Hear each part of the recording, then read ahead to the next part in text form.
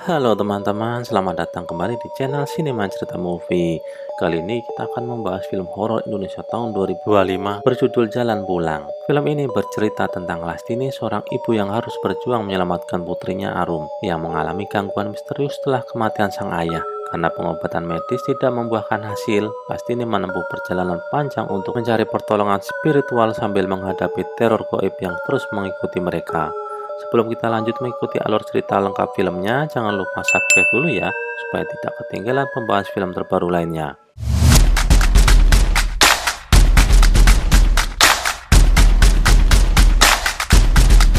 Adegan pembuka film menampilkan seorang wanita bernama Marsinah yang menangis pilu. Ia berduka atas kematian putrinya Aida. Rasa bersalah menggerogoti batinnya hingga ia melontarkan ancaman bahwa semua orang harus membayar kematian putrinya. Tatapannya berubah tajam saat ia menggenggam sebilah parang. Marsinah melangkah ke kandang dan melampiaskan amarahnya pada hewan-hewan ternak milik majikannya. Setelah itu, ia bergerak menuju rumah sang majikan dengan niat yang sama. Dari luar, ia mendengar keluarga kecil itu tengah merayakan ulang tahun anak mereka yang genap berusia 4 tahun. Usia yang sama dengan Aida sebelum meninggal. Keluarga itu terdiri dari Jatmiko, Ibu Ranti, dan Lastini. Momen kebahagiaan tersebut membuat hati Marsinah goyah. Ia pun mengurungkan niatnya dan berjalan ke taman. Mendekati ayunan, tak lama kemudian Lastini menyaksikan dari dalam rumah bahwa Marsinah telah mengakhiri hidupnya sendiri. Kisah pun melompat ke 30 tahun setelah peristiwa itu. Pagi hari di sebuah sekolah SMA, Arum mengajak teman sebangkunya datang ke pesta ulang tahunnya yang tinggal 5 hari lagi. Saat menepuk bahu teman di depannya, ia dikejutkan oleh sosok arwah Marsinah. Dalam kepanikan, Arum menusuk arwah tersebut, tetapi yang terluka justru temannya. Insiden itu berlanjut hingga 4 siswa menjadi korban karena Arum melihat mereka sebagai wujud Marsinah. Akibat kejadian tersebut, ia dikeluarkan dari sekolah. Lastini yang datang menjemput hanya bisa membawa pulang putrinya yang kini dicap aneh dan tidak waras oleh teman-temannya. Sesampainya di rumah, Lastini mencurahkan kegundahannya kepada Lia, anak angkatnya. Ia dan mendiang Surya hanya ingin Arum hidup seperti remaja lainnya. Tetapi segala usaha terasa sia-sia. Lia berpendapat mungkin sudah waktunya mempertimbangkan rumah sakit jiwa sebagai solusi. Lastini menegaskan bahwa meski Lia bukan saudara kandung Arum, kasih sayang tetap harus diberikan. Dalam perjalanan pulang, Arum mempertanyakan kemungkinan dirinya memang gila. Namun sang ibu terus menguatkan berjanji akan mencari kesembuhan kemanapun caranya. Arum terharu mendengar keteguhan hati ibunya, tetapi teror kembali muncul saat ia melihat bayangan dirinya sendiri dalam cermin dengan wujud menyeramkan. Tibanya di rumah, mereka disambut Rama, adik Arum. Setibanya Arum di kamar, Rama memohon agar kakaknya menemani bermain. Arum menuruti permintaan itu dan mereka menuju halaman. Sementara itu, Lastini menatap foto Surya mengenang tragedi di hari ulang tahun Arum. Hari yang semestinya penuh kebahagiaan berubah menjadi petaka ketika Arum yang kerasukan tanpa sadar menggorok leher ayahnya. Di saat-saat terakhirnya, Surya berpesan agar Lastini menjaga serta menyembuhkan Arum. Dalam catatan tersebut, Surya mengakui tak memahami asal-usul kutukan yang menimpa Arum, kutukan yang selalu muncul setiap ulang tahunnya di tahun kabisat. Ia telah mencantumkan nama-nama orang yang mungkin dapat membantu. Satu pesan yang jelas tertulis, Arum harus disembuhkan sebelum hari kelahiran tiba. Belum ada korban berikutnya. Di halaman rumah, Arum yang tengah bermain bersama Rama mulai memperlihatkan perilaku tak biasa. Ia menyuruh adiknya menaiki wahana putar, lalu memutarnya semakin cepat tanpa henti. Rama menjerit ketakutan hingga suaranya terdengar oleh Lastini yang sedang menelaah buku peninggalan Surya. Ia segera berlari dan menghentikan permainan itu. Rama berhasil diselamatkan meski tangan Lastini terluka akibat tersayat besi. Menjelang sore, Lastini memutuskan mendatangi nama-nama yang dicatatkan di buku Surya. Lia datang dan menyampaikan penyesalan atas ucapannya soal kondisi Arum. Ia menegaskan ingin ikut membantu membawa Arum berobat. Di perjalanan, Arum melihat teman-temannya yang baru pulang sekolah. Menyadari tatapan sedih putrinya, Lastini berjanji akan mencarikan sekolah baru agar Arum tetap bisa mengejar cita-cita masuk universitas impian. Rama kemudian bertanya tentang kunci yang tergantung di liontin ibunya. Lastini menjelaskan bahwa itu adalah kunci rumah tua milik kakek mereka di kampung. Malam harinya, Arum Arum kembali terkejut saat melihat sosok anak kecil berdiri di tepi jalan. Ketika ditanya, Arum memilih bungkam, namun penampakan itu muncul lagi hingga membuatnya berteriak histeris. Lastini berusaha menenangkan karena mereka hampir tiba di kediaman seorang dukun bernama Gus Rustaman. Tibanya di sana, Lastini memohon agar anaknya dibebaskan dari gangguan tersebut. Di tengah perbincangan, Rama tiba-tiba ingin ke kamar kecil. Lastini meminta Arum mengantar adiknya ke belakang. Rama berlari tergesa-gesa hingga Arum kesulitan mengikutinya. Sementara itu, Rustaman mengatakan bahwa roh dalam diri Arum sangat kuat dan berada di luar kendalinya. Di sisi lain, Arum kehilangan jejak Rama dan kepalanya terasa berputar. Ia kembali melihat sosok anak kecil yang memperlihatkan gambar kelam tentang Rustaman. Ternyata dukun itu menyimpan rahasia mengerikan dan kerap menjadikan anak-anak sebagai tumbal. Rustaman pamit untuk menyiapkan ritual. Saat merapalkan mantra, ia melihat pohon singkong bergoyang tak wajar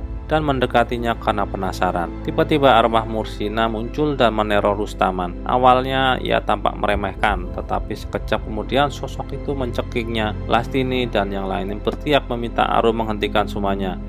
Namun suara yang keluar justru menyatakan bahwa Rustaman lebih jahat dan Arum adalah miliknya. Tubuh Rustaman terlempar hingga tertusuk dahan pohon dan tewas seketika. Sekuat apapun manusia, pada akhir juga akan meninggal dengan cara yang tidak kita ketahui. Hanya Tuhan yang Maha Kuasa lagi Maha Abadi yang bisa dimintakan pertolongan.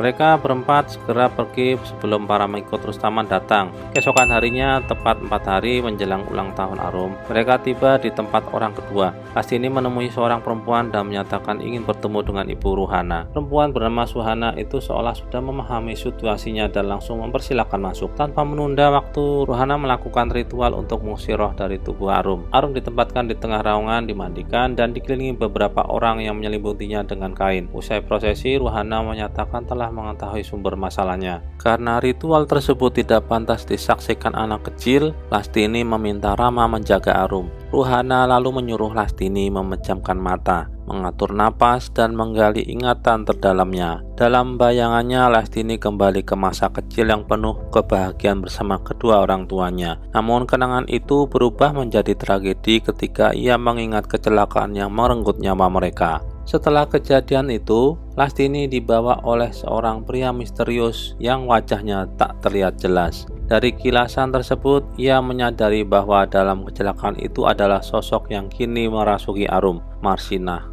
Perempuan yang menyimpan dendam dan tak pernah berhenti menuntut balas. Ruhana mengakui tak mampu menyembuhkan Arum, sebab kunci penyembuhan sejatinya ada pada Lastini sendiri. Sementara itu, Arum masih terlihat di kursi. Saat Rama mendekat, Arum memohon agar dilepaskan. Sosok Marsinah membisikkan hal serupa di telinga Rama. Bocah itu yang polos akhirnya menuruti dan membuka tali pengikat. Begitu bebas, Arum kembali kerasukan dan membuat Rama menjerit ketakutan.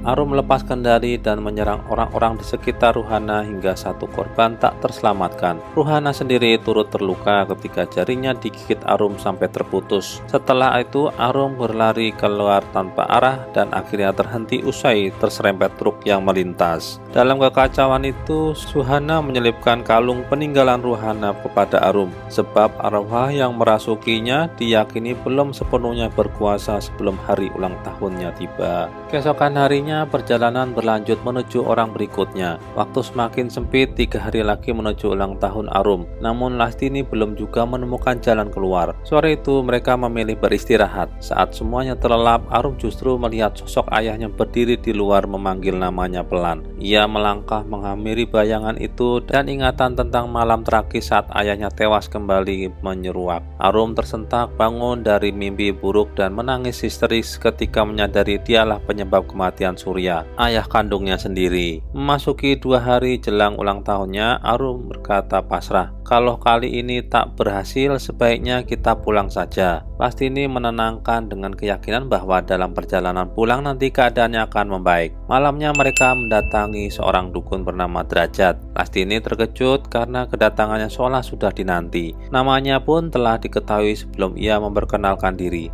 Ia dipersilakan masuk, sementara anak-anak menunggu di luar. Derajat mengaku telah menunggu bertahun-tahun dan mempertanyakan mengapa Lastini baru datang sekarang. Lastini meminta maaf karena dulu tak mempercayai hal-hal gaib. Rupanya Surya telah membuat kesepakatan dengan Derajat dan segala persiapan sudah disusun sejak lama. Di luar, Arum dan Lia diminta mengenakan pakaian yang sama. Ritual itu sebenarnya dirancang jauh hari, namun keraguan Lastini membuat segalanya hampir terlambat.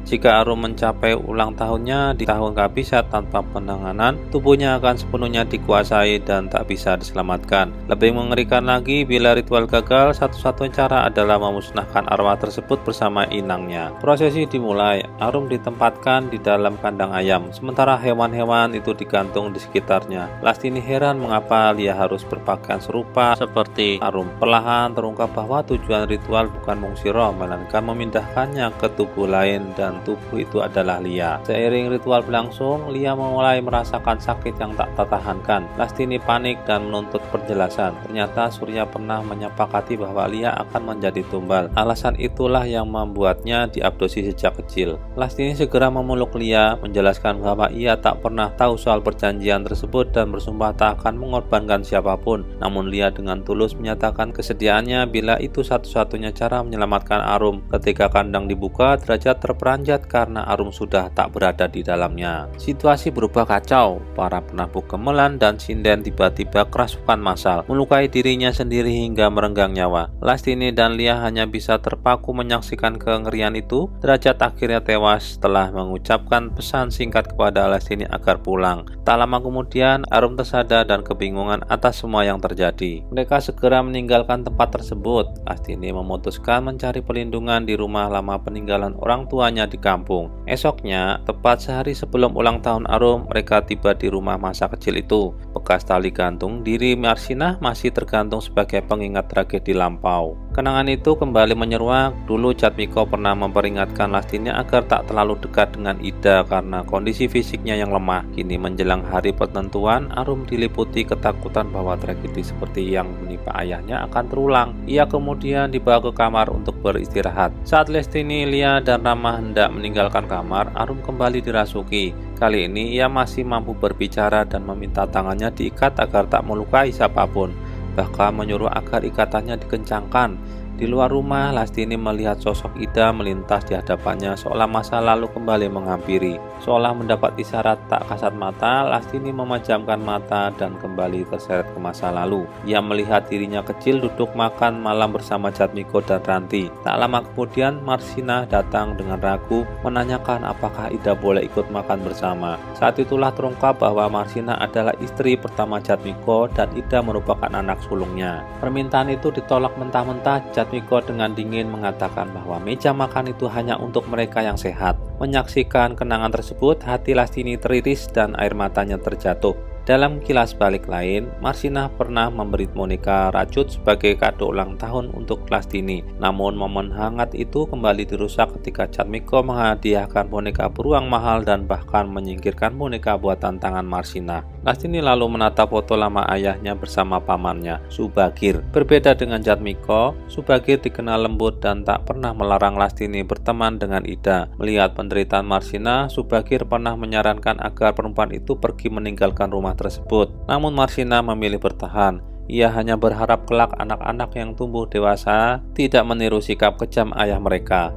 Dalam alur masa kini, Lastini berpamitan pada Lia untuk menemui Subagir dan berpesan agar pintu kamar tetap terkunci apapun yang terjadi. Setibanya di tempat Subagir, Lastini mempertanyakan hubungan sebenarnya antara pria itu dan Marsinah. Terungkap bahwa Subagir memang orang yang menyelamatkannya sejak kecelakaan dulu. Akan tetapi kenyataan pahit muncul, kecelakaan itu juga dirancang olehnya. Perlahan kebenaran tersibak, Subagir diam-diam mencintai Marsinah, tetapi cintanya tak pernah terbalas. Semua bermula ketika Jatmiko, pria kaya di desa, berhasil mempersunting Marsinah yang dikenal sebagai kembang desa, sementara Subagir hanya sopir pribadinya. Saat Marsinah melahirkan Ida yang memiliki kondisi kesehatan lemah, Jatmiko menolak menerima kenyataan itu. Ia tak ingin memiliki keturunan yang dianggapnya cacat. Kemudian ia menikahi Ranti, kerabatnya sendiri, dan lahirlah Lastini yang sehat. Sejak saat itu, nasib Marsinah dan Ida kian terpuruk. Alih-alih bertanggung jawab, Jatmiko justru menyingkirkan menyingkirkan mereka demi menjaga nama baik keluarga. Marsinah dan Ida dipaksa tinggal terasing di belakang rumah tanpa perawatan layak. Kondisi Ida yang terus memburuk akhirnya merenggut nyawa. Pada malam penuh dendam, Subagir menggali makam Marsinah untuk membangkitkannya. Didorong cinta dan kebencian yang bercampur, ia melakukan ritual agar Marsinah dapat membalas perlakuan keluarga Jatmiko beserta keturunannya. Ritual itu berhasil memanggil kembali arwah Marsinah. Mendengar semua pengakuan tersebut, Lastini memohon agar Arum diselamatkan karena anaknya tak tahu menahu soal dosa masa lalu itu. Sementara waktu terus berjalan, tinggal 1 jam menuju ulang tahun Arum. Gadis itu kembali dirasuki, ia merayap di langit-langit rumah, membuat Lia dan Rama ketakutan. Tiba-tiba Arum melompat turun dan Rama menghilang dari pandangan. Lia akhirnya menemukan adiknya di kamar mandi, tetapi pintu mendadak terkunci saat ia masuk. Di sisi lain, Lastini mengikuti Arum hingga ke belakang rumah. Arum menunjuk ke arah tertentu, lalu berjalan menuju jurang. Saat hendak menjatuhkan diri, Subagir datang tepat waktu dan menutup kepala Arum dengan kain putih.